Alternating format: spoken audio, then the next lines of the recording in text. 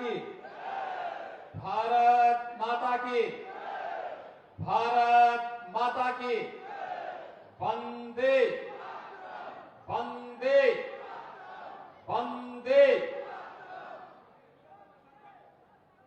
देवरिया जनपद की विभिन्न विकास परियोजनाओं के लोकार्पण और शिलान्यास के लिए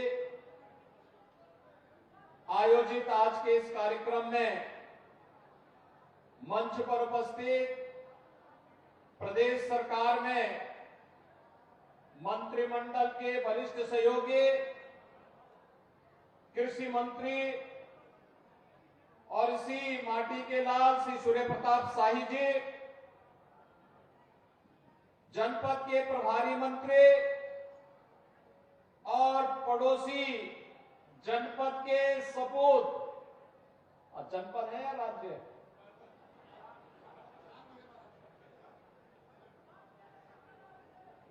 श्री दयाशंकर सिंह जी, ग्राम्य विकास विभाग की राज्य मंत्री श्रीमती विजय लक्ष्मी गौतम जी,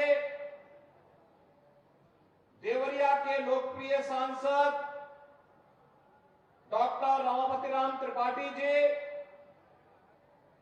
माननीय सांसद सलेमपुर श्री रविंद्र कुशवाहा जी, लोकप्रिय विधायक देवरिया सदर डॉक्टर सलभमणि त्रिपाठी जी, हमारे माननीय विधायकगण श्री जयप्रकाश निषाद जी, सुरेंद्र चौरसिया जी, दीपक मिश्रा जी, सभा कुंवर कुशवाहा जी, जिला पंचायत अध्यक्ष पंडित गिरीश चंद तिवारी जी, विधान परिषद सदस्य डॉक्टर रतनपाल सिंह जी, किसान मोर्चा के जिला प्रदेश के अध्यक्ष श्री कामेश्वर सिंह जी, भारतीय जनता पार्टी के जिलाध्यक्ष भूपेंद्र सिंह जी, श्री शंकरराज यादव जी, श्रीमती अलका सिंह जी, श्रीमती श्वेता जायसवाल जी, श्रीमती रजनी पांडे जी, आज के इस कार्यक्रम में उपस्थित भारतीय जनता पार्टी के सभी पदाधिकारीगण और भारी संख्या में देवरिया के सभी उपस्थित बहनों और भाइयों, आज देवरिया की लगभग 700 करोड़ रुपए की इन परियोजनाओं के लिए का उपहार अपने देवरिया जनपद के बंधुगणों को उपलब्ध करवा दें। इसीलिए आज मुझे यहाँ पे 700 करोड़ रुपए की इन परियोजनाओं के साथ आपके जनपद में आना पड़ा है। देवरिया ये हमारे लिए कोई नया नहीं है। मैं पिछले 30 वर्षों से लगातार देवरिया आ रहा हूं और देवरिया आकर के यहां पर जब मैं आता हूं तो यहां के कार्यकर्ताओं के साथ यहां की आवश्यकताओं के अनुरूप यहां की जन समस्याओं को लेकर, जिन मुद्दों को लेकर के, जिन मूल्यों को लेकर के हम लोग संघर्ष करते थे, आज डबल इंजन की भारतीय जनता पार्टी की सरकार मोदी जी के नेतृत्व में उन्हें जमीनी धरातल पर उतारने का कार्य कर रही है। कोई सोचता था इस देवरिया जिले में भी मेडिकल कॉलेज स्थापित होगा और देवराह बाबा के नाम पर उनकी स्मृतियों को प्रणाम करते हुए इस मेडिकल कॉलेज का निर्माण डबल इंजन की सरकार ने यहां के जनप्रतिनिधियों के मांग पर स्थापित किया है। मैं देवराह बाबा को नमन करते हुए मेडिकल कॉलेज के लिए भी आप सबको हृदय से बधाई देता हूं। बहनों और भाइयों, यहां पर यहां की जो एक मांग है, और मैं भी बार बार कहता हूं, मेरी इच्छा भी थी कि लोकसभा चुनाव के पहले शिलान्यास करें, लेकिन न्यायालय में मामला लंबित होने के नाते हम लोग नहीं आ पा रहे, लेकिन देर सवेर करेंगे जरूर। शुगर कॉम्प्लेक्स जिसमें चीनी मिल भी होगी, डिस्टिलरी भी होगी, इथेनॉल का प्लांट भी होगा और कोजन जनरेशन का इलेक्ट्रिसिटी के निर्माण की कार्रवाई भी यहाँ पर कोजन प्लांट भी होगा, एक साथ एक कॉम्प्लेक्स यहाँ पर बने, इसके लिए भी हमने पैसा रखा हुआ है। जैसे ही मामला वहां से ठीक हुआ, तुरंत पैसा देवरिया आकर के निर्माण कार्य यहां प्रारंभ होगा।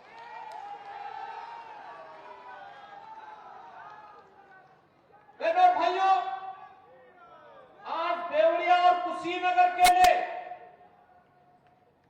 महात्मा बुद्ध के नाम पर कृषि और प्रौद्योगिकी विश्वविद्यालय का शिलान्यास भी कुछ ही देर में होने जा रहा है। यह हमारा कृषि प्रधान क्षेत्र है। कभी देश के अंदर चीनी के कटोरे के रूप में विख्यात देवरिया और कुशीनगर जिला समय के अनुरूप सरकारों की उपेक्षा के कारण पिछड़ते गए, नेतागिरी हावी होती गई, विकास से कोसों दूर होते गए। परिणाम क्या था? परिणाम था यहां गरीबी छाती गई, चीनी मिलें बंद होती गई। पिछली सरकारों ने औने पौने दाम पर इन चीनी मिलों को बेचने का काम किया। लेकिन बहनों और भाइयों, हम कहने के लिए आए हैं, हमने पिपराइच और मुंडेरवा की चीनी मिल चला दी है। अब देवरिया के अंदर चीनी मिल चलाने के साथ साथ एक कृषि विश्वविद्यालय हमने कुशीनगर में दे दिया है। उसका एक कॉलेज भी हम लोग देवरिया के लिए स्थापित करने जा रहे हैं। अब देवरिया पिछड़ा नहीं रहेगा। प्रकृति और परमात्मा की, ऋषि मुनियों की, संतों की, स्वतंत्रता संग्राम सेनानियों की साधना से, उनके परिश्रम और पुरुषार्थ से, उनके शौर्य और पराक्रम से जिस जिले ने देश के लिए अपना जीवन जिया हो, वह जनपद अब किसी के सामने हाथ नहीं फैलाएगा, बल्कि वह जनपद अपने पौरुष और अपने पराक्रम से ये सारी चीजें लेकर के आएगा। और आपका यह पौरुष और पराक्रम अब आपके वोट में दिखता है। और मैं आभारी हूं, सचमुच इस बात के लिए आभारी हूं। जब विधानसभा का चुनाव चल रहा था, देवरिया जनपद ने सभी सीटें कमल निशान के लिए अर्पित की। सभी सीटें हमें जिता करके दे दी, सभी सीटें हमें दी। तो स्वाभाविक रूप से जब आपने 100% रिजल्ट दिया है, तो 100% अपेक्षाओं पर खरा उतरने के लिए 100% कार्य भी हमें करना है।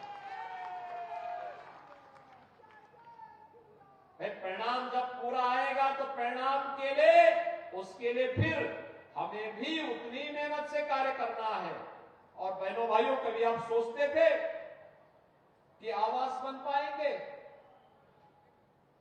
आप सोचिए, प्रधानमंत्री आवास योजना के 17,358 गरीबों को एक एक आवास देवरिया जनपद में प्राप्त हुए।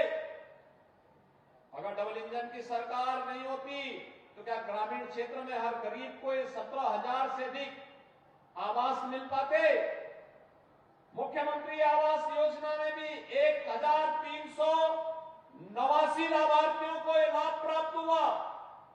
और प्रधानमंत्री आवास योजना शहरी में लगभग 24,000 आवास निर्मित हुए हैं। 24,000 आवास के लिए जो शहरी क्षेत्र में, देवरिया में, बरहज में, बटौली में, इन कस्बों में जो आवास बने हैं, इन आवास के लिए भी मैं देवरिया के इन सभी गरीबों को जो आवासहीन थे, उनकी सिर को ढकने के लिए डबल इंजन सरकार ने जो सौगात दी है, इसकी मैं आप सबको बधाई देता हूं।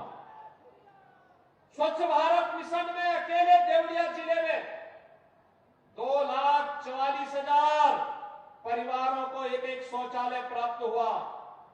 तो ग्रामीण क्षेत्र में ग्रामीण सचिवालय के लक्ष्य को पूरा करने के लिए 575 पंचायत सचिवालयों के निर्माण का कार्य भी समयबद्ध तरीके से आगे बढ़ाने का कार्य हुआ। 1,95,000 उज्ज्वला योजना के फ्री में कनेक्शन यहां प्राप्त हुए। तो साथ ही साथ 1,383 मजरों में विद्युतीकरण का कार्य का लक्ष्य भी पूरा किया गया। जनधन अकाउंट में 10,84,000 से अधिक गरीबों के आवास एक के अकाउंट खोलने का कार्य हुआ और लगभग 50,000 किसानों के ऋण माफी के कार्यक्रम को भी डबल इंजन सरकार ने पूरा करने का काम किया। लगभग 5 लाख किसान अकेले देवरिया जिले में ऐसे हैं जिन 5 लाख किसानों को प्रधानमंत्री किसान सम्मान निधि का लाभ प्राप्त हो रहा है। और अभी तो यहां पर हम लोग पीएम कुसुम योजना के अंतर्गत ट्यूबवेल पर हमने अभी ट्यूबवेल की बिजली फ्री की है। सोलर पैनल लगाने की कार्रवाई को भी आगे बढ़ाने का कार्य हो रहा है। पीएम स्वामित्व योजना में जहां पर मकान वहां का मालिकाना अधिकार 85,000 से अधिक घरों में वितरण हुई है और आयुष्मान कार्ड में 6,71,000 परिवारों को आयुष्मान कार्ड वितरित हुए हैं। बहनों और भाइयों, मैं आपसे जानना चाहता हूं, ये जो गरीबों के लिए बिना भेदभाव के, न किसी की जाति है, न किसी का मत है, न किसी का मजहब है, सबका साथ और सबके विकास की भावनाओं के अनुरूप इन विकास योजनाओं का लाभ हर गांव, हर किसान, हर मजदूर, हर युवा। अभी मैं देख रहा था कुछ बेटियों को यहां मंच पर हम लोगों ने वो यहां पर स्वामी विवेकानंद युवा सशक्तिकरण योजना के अंतर्गत स्मार्टफोन और टैबलेट वितरित किए। यानी हर तबके के लिए उसकी रुचि और उसकी आवश्यकता के अनुरूप योजना लेकर के डबल इंजन की सरकार आई। यानी कहने के लिए विकास भी है और विरासत भी है। कोई सोचता था, मैं पूछना चाहता हूं, अगर सपा या कांग्रेस की सरकार होती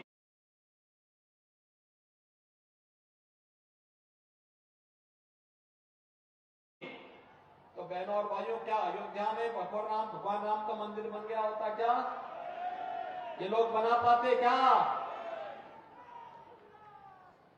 कितने लोग अयोध्या में दर्शन करने के लिए गए? वाह भाई, देवरिया बहुत आगे निकल गया। बाकी लोग जो हैं वो भी चाहिए अब अयोध्या दर्शन करने के लिए। वहां पे हमने व्यवस्था कर दी, एक दिन में 5 लाख श्रद्धालु भी जाएगा तो भी कोई समस्या नहीं होगी। और साई जी को ही हमने प्रभारी मंत्री बनाया है। ये बीच में तो ये वहीं पे रुक गए थे। अरे हमने कहा लखनऊ में आप मंत्री हैं, अयोध्या में नहीं। अयोध्या तो आप केवल व्यवस्था के लिए, मुख्य समारोह की व्यवस्था के लिए गए थे। लेकिन आज आप देख रहे होंगे कितना परिवर्तन आया है। सलामणि जी अपने भाषण में उन्होंने कहा ही, आपके वोट की ताकत ने 5 सदी के इंतजार को समाप्त कर दिया। 5 सदी का इंतजार समाप्त हुआ। अयोध्या में रामलला का आगमन हो गया और फिर से हमारे पूर्वजों का आशीर्वाद हम सबको प्राप्त हो रहा होगा। जिनका सपना था कि अयोध्या में फिर से रामलला विराजमान हो जाएं, उनका आशीर्वाद भी हम सबको प्राप्त हो रहा होगा। वे हमें इस बात के लिए आशीर्वाद दे रहे होंगे कि वर्तमान पीढ़ी इसके लिए आयुष्मान भव, क्योंकि इस पीढ़ी ने उनके सपने को साकार कर दिया है। और हम सबको आभार व्यक्त करना चाहिए प्रधानमंत्री नरेंद्र मोदी जी का, जिनके कारण, जिनके विजन के कारण ये सब कार्य संभव हो पाया है। बहनों भाइयों, एक और ये कार्य हो रहा है। दूसरी तरफ आपने देखा होगा देश के अंदर सुरक्षा और प्रदेश के अंदर कानून व्यवस्था की बेहतर स्थिति के साथ ही एक बेहतर वातावरण बनाने का कार्य और समृद्धि के लक्ष्य को आगे बढ़ाने का भी कार्य हो रहा है। आज हम सब इसीलिए आपके पास आए हैं। एक तरफ जब देश अपनी आजादी का अमृत महोत्सव मना रहा था, आजादी के अमृत महोत्सव के वर्ष पर भारत दुनिया की 5वीं बड़ी अर्थव्यवस्था बना था। और 5वीं बड़ी अर्थव्यवस्था उस देश को पछाड़ करके बना था जिस ब्रिटेन ने लगभग 200 वर्षों तक भारत पे शासन किया था।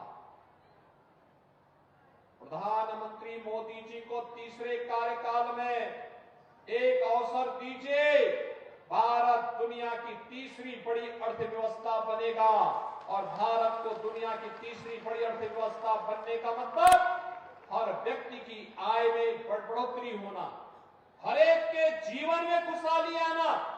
भारत दुनिया की एक ताकत बनेगा तो कोई भारत का दुश्मन भारत की तरफ टेढ़ी नजरों से देखने का दुस्साहस नहीं कर पाएगा। और उसी नए भारत और विकसित भारत की परिकल्पना को साकार करने के लिए जन जन से एक आवाज आ रही है, और वो आवाज है फिर एक बार, फिर एक बार, फिर एक बार मोदी सरकार। मोदी सरकार के लिए आप सभी लोग संकल्पित होकर के गांव-गांव, घर-घर जाएंगे। आज यही आह्वान करने के लिए मैं आया हूं। जब घर-घर जाएंगे तो अब की बार 400 पार जरूर होगा। जाएंगे ना? सब लोग तैयार हैं? और इसीलिए मैं कहने के लिए आया हूं, आप जिसके बारे में सोचेंगे उससे ज्यादा डबल इंजन की सरकार आपको करके दिखा देगी। जो भी आवश्यकता होगी, बिजली की, पानी की, सड़क की, स्टेडियम की, स्कूल की, चीनी मिल की, स्वास्थ्य की, शिक्षा की, रोजगार की, देवरिया में भी निवेश हो रहे हैं। अभी ग्राउंड ब्रेकिंग में लगभग 1000 करोड़ रुपए का निवेश का प्रस्ताव तो अकेले देवरिया जिले के अंदर ग्राउंड ब्रेकिंग हुआ है। ये नए भारत का नया उत्तर प्रदेश है, और नए उत्तर प्रदेश में नया देवरिया है। देवरा बाबा भी अब खुश हो रहे होंगे, आशीर्वाद बरसा रहे होंगे। और हम लोगों ने तय किया देवरा बाबा के नाम पर मेडिकल कॉलेज बना है। अभी देवरा बाबा के आश्रम मईल में भी हम लोग वहां के सुंदरीकरण के बड़े कार्यक्रम को आगे बढ़ाने जा रहे हैं, क्योंकि ऋषि मुनियों ने, संतों के आशीर्वाद से ये व्यवस्था आगे बढ़ी है। विरासत का संरक्षण विषम परिस्थितियों में इन्होंने करके हम सबको एक नई प्रेरणा दी, और आज उसी परंपरा को आगे बढ़ाने के लिए हम सब आज यहाँ पर आए हैं। भाइयों बहनों, आज 700 करोड़ रुपए की जो परियोजनाएं यहाँ के लिए उपलब्ध हो रही हैं, जिनमें प्रधानमंत्री आवास योजना के लाभार्थियों को भी लाभ दिया गया है, विभिन्न सड़क से जुड़ी हुई, बिजली से जुड़ी हुई, स्वास्थ्य से जुड़ी हुई और अन्य लोक कल्याण और विकास से जुड़ी हुई बड़ी बड़ी परियोजनाएं, हर घर नल की योजना हो, इन सबको आज जब यहाँ पे जमीनी धरातल पर उतार करके देवरिया जनपद वासियों को प्रदान किया जा रहा है, इन सब के लिए मैं आप सबको एक बार फिर से हृदय से बधाई देता हूं। अपनी